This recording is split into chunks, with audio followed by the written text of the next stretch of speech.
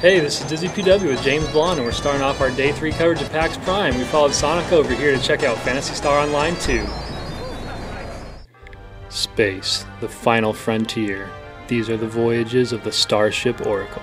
Its mission? To explore strange new worlds, to seek out new life and new civilizations, to boldly go where no man has gone before. So begins your tale in Phantasy Star Online 2.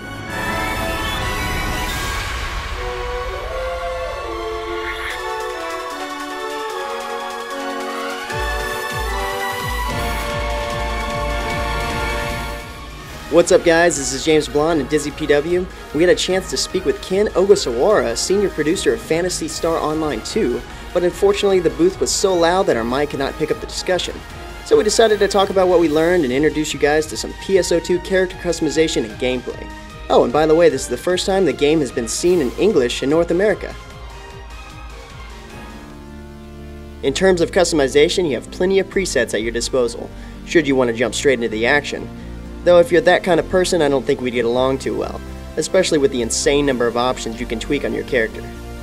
For the basic customizers, you have a 4-corner diamond system that allows you to adjust overall height and weight settings while maintaining realistic proportions on your character. You can get more creative with specific parts of the body through body morphing, and then add style points with skin color and body paint. If you want to go all out advanced, then you can always individually adjust your arms, chest, and breasts, legs, and overall body mass to fine-tune your exact specification. Beyond this, there are tons of accessories and decals that you can mix and match and recolor to really add a personal touch. Of course, cat ears and android helms are all part of the roster, so rest assured you can create something that resembles most anime characters if you put the effort in. Once you finally got your character squared away, you can even preview how they look under various situations with an motion preview window, and thankfully characters are plenty animated in PSO2. There's no doubt you can get creative with the customization. We even had a guy at the booth making Paula Deen. Look, now all she needs is a stick of butter.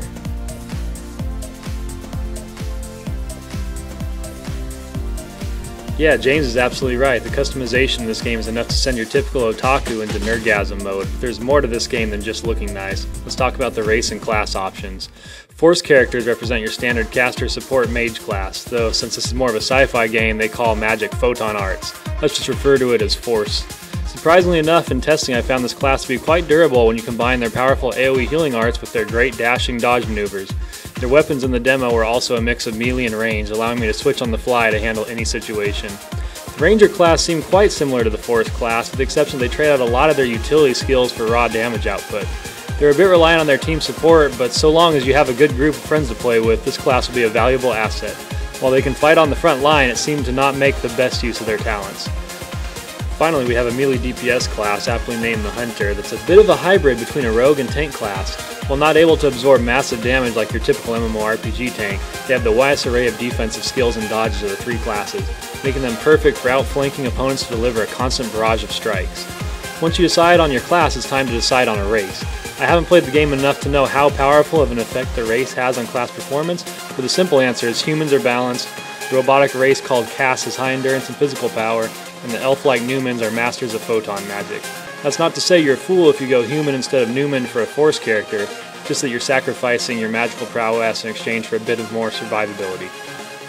So that's what we have for the classes. Now let's talk a little bit about gameplay. The game features an excellent targeting system that makes it easier to track flying enemies or boss weak points, but it feels more like a third-person shooter game. I would say you could compare it to Terra or C9. Along with that, you have various weapon slots to quickly change between weapons that are more effective based on the enemy. For example, a slow melee mace is not very effective against this flying enemy, but the rifle has a faster attack speed and range, much more effective. And changing your weapon also changes the special abilities you have access to, adding some tactical decisions to combat. For instance, as a Force Newman, you may choose to utilize your slow melee mace against a dragon too dangerous to approach because it opens up ranged ice-based special abilities that can have devastating effects when landed, including freezing his feet to the ground. Another creative aspect of the game is the way the environment sometimes works for you as well as against you. For example, you may run into the tall grass for safety, but it'll slow you down drastically. Vice versa, you can use ranged weapons to lure enemies into the grass, then kite them. Plus, the game has advanced collision detection that allows all the trees, rocks, and other elements to play a part and not just be cosmetic. You can see here the enemy rolls himself into the tree and reacts to it. As you can imagine, if you have an enemy coming after you, you might be safe behind something. This is key, as unlike most MMORPGs, where you're expected to trade damage, damage is entirely avoidable in PSO2. The entire game is balanced around this principle though, so if you mess up, expect to get tossed to the ground and take massive damage. Even in this level 15 demo, we found the enemies completely unforgiving. Unlike the original Phantasy Star, they've added the ability to jump and perform other evasive maneuvers, such as the double dash, which allows players to change the direction of the dash, sort of like Pikachu's quick attack from Super Smash Bros. While this looks impressive as hell in practice, it's also vital to master if you want to go toe-to-toe at melee range with some of the tougher monsters.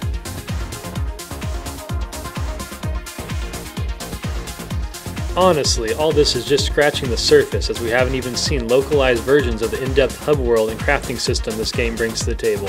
With detailed animated cutscenes and pop-up boxes adding emotion to the story, massive epic boss battles with destructible environments, and one of the best adaptations yet to the multi-weapon system in any MMO, this game is not only the surprise hit of the show, but is definitely and easily deserving of our Best in Show award. If you're tired of the mandatory class trinity, sick of anime-stylized titles offering washed-up gameplay, bored of playing titles that don't reward you for rhythm and timing, or just feeling nostalgic for the good old Phantasy Star feeling, then I suggest you join us in waiting for Sega to bring their hottest title yet to the Western market.